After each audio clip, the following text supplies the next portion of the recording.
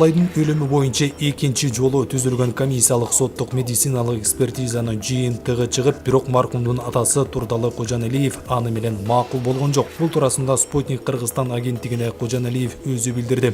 Чүй облустук ички иштер башкармалыгынын маалымат кызматы экспертизанын жыйынтыгы чыкканын тастыктап, бирок коротунду менен толук тааныша электигине байланыштуу так маалыматты кийинчерээк берерин айтты. Ал эми Кожаналиев экспертиза мурункудай эле кыздын денесинде эч кандай жазуу болбогонун айтышкан. Комиссиялык соттук медициналык экспертиза дагы кызымдын денесиндеги жазууну жокко чыгарды. Эксперттер мурункудай эле сөөктө мындай жазуу болбогонун, бир гана сол көкүрөгүндө жандандыруучу учурда колдонулган дефибриллятордун изи калган деген жыйынтык чыгарып коюшуптур. Бул жерде эксперттер милицияны колдоп жатат. Чындык издеп чырдадым.